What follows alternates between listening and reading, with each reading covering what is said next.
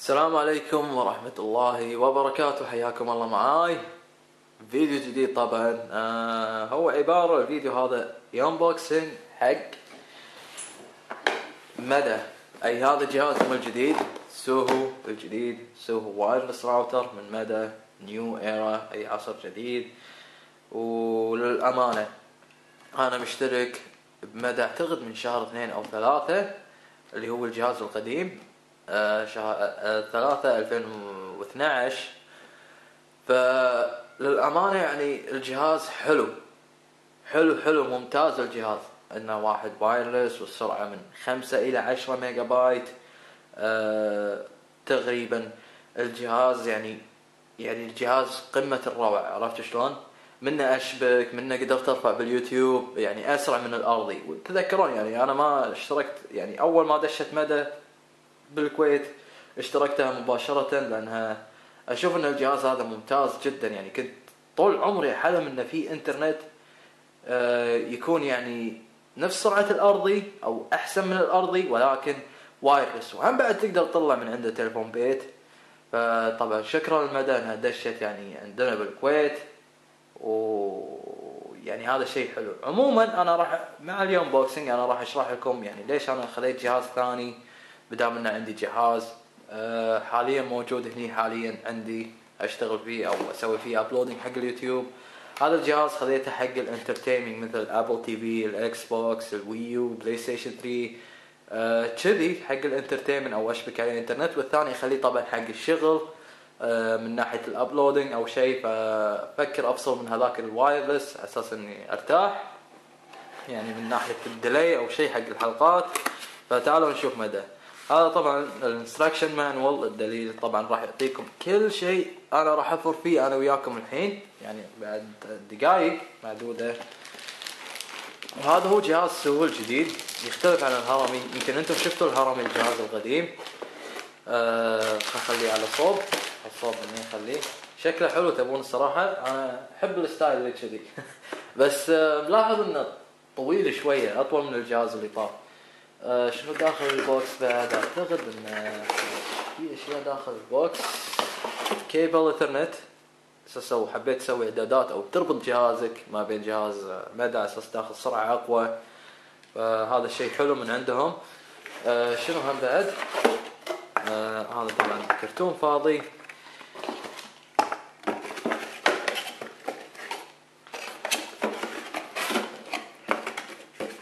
اوكي انا بحاول قد ما اقدر ارد الاغراض هذه. خلى الكرتون على صوب بعدين اتفاهم معه. هذا داخل الاي سي ادابتر محول الكهرباء. مختلف عن محول الكهرباء اللي عندي بس ما ادري شلون. انا اتمنى انه يكون بهالصوره هذه يعني يركب كذي على اساس الواير يصير فوق احسن، ما بي يكون تحت لاني عاده اودي الجهاز فوق احسن شيء. وهذا كونفرتر طبعا اي سنون حق البلاك، مو كونفرتر هو سنون حق البلاك فقط. وهذا قطعه بلاستيك عاديه. خلينا نشوف نركب شلون راح يكون شكله. اعتقد راح يكون شكله كذي. اي نعم هذا اللي انا اتمناه. عموما خلوني اوخر الاشياء هذه. خلينا نشوف نتعرف على جهاز. طبعا سوهو الجديد كان السابق هرمي الحين تحول الى افقي او عمودي كذا. اوكي هذا هو الجهاز. حاول قد ما اقدر ابعد الكاميرا شوية عشان تشوفون او اني ارفع الكاميرا بس شوية كذي. هذا هو جهاز سوهو مثل ما تلاحظون. اعتقد ان الارسال هني الارسال هني لحظة، او اعتقد ان الوايرلس هني وهني طبعا الارسال. ما ادري شلون بس انا ما احب القراطيس هذه اشيلهم. ما ادري خلني كاي تقدر تشيل القراطيس من هني. عموما شكله حلو، شكله صراحة مثل ما ذكرت قبل شوي شكله أنيق. الجهاز ممتاز.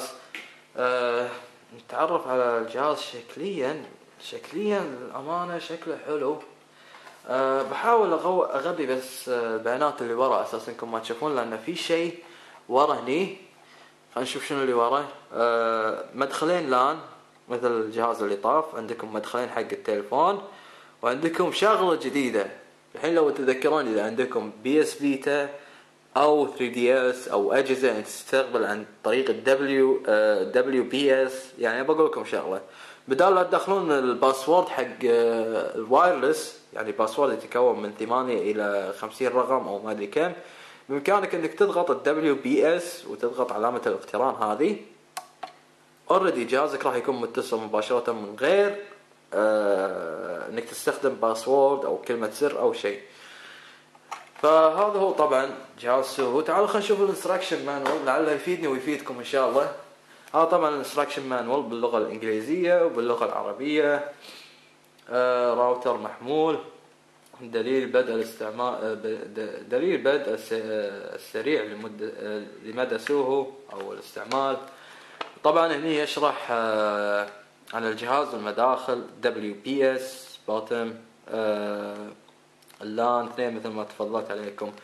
شلون يشتغل مدى؟ مثل ما اشرح لكم، يعني هو يستقبل موجات يسمونها الواي ماكس. انا اعتقد انها موجات الادا هوك نفس مالات البي اس بي اللي هي موجات الراديو، فيرسلها لجهازك مباشرة. جهازك راح يوصل الانترنت وبنفس الوقت يوصل حق التليفون. لو كنت ساكن بمنطقة جديدة ما فيها خط تليفون، يمكن عندنا مناطق جديدة الحين حاليا قاعدين يبنونها بالكويت، فطبعا تقدر تطلع من عنده خط تليفون بيت من غير انك تمدد او شيء، بدل لا تنطر سنة او سنتين على ما يجيك خط تليفون بيت. يعني هذه طريقة شرح الواي ماكس. خلينا نشوف. طبعا اللي بالجوانب الصوب هذا اللي هو الهوائي، الانتانة، عرفتوا شلون؟ هذا مني الجهاز هو اللي يستقبل الموجات. اعتقد واحد حق الاستقبال والثاني حق الارسال، او كلاهم ارسال واستقبال، ما ادري. بس كاتبين هني عند وضع جهاز الواي ماكس توخي الحذر مما يلي. ضع جهاز الواي ماكس في منطقة خالية من الرطوبة، يعني المكان ما يكون فيه رطوبة او شيء، اساس ما تقطع عندك الموجة او الحرارة، يعني لازم يكون المكان بارد شوي. يرجى الحفاظ على الجهاز الواي ماكس بعيدا عن جهاز اللاسلكي مثل الواكي تاكي او الامور هذه.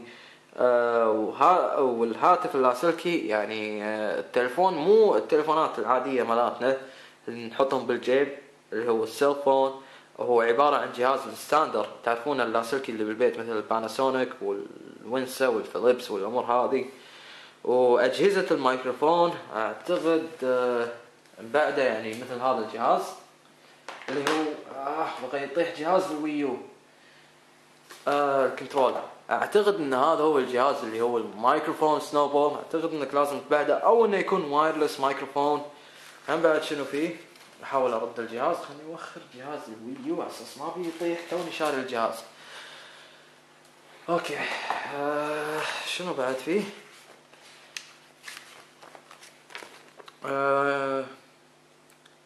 او اجهزة البث الاذاعي فانها قد تتدخل مع ارتباطاتها. عرفت شلون؟ يعني ما يتدخل يعرقل الجهاز عملية يعني الارسال والاستقبال بالجهاز.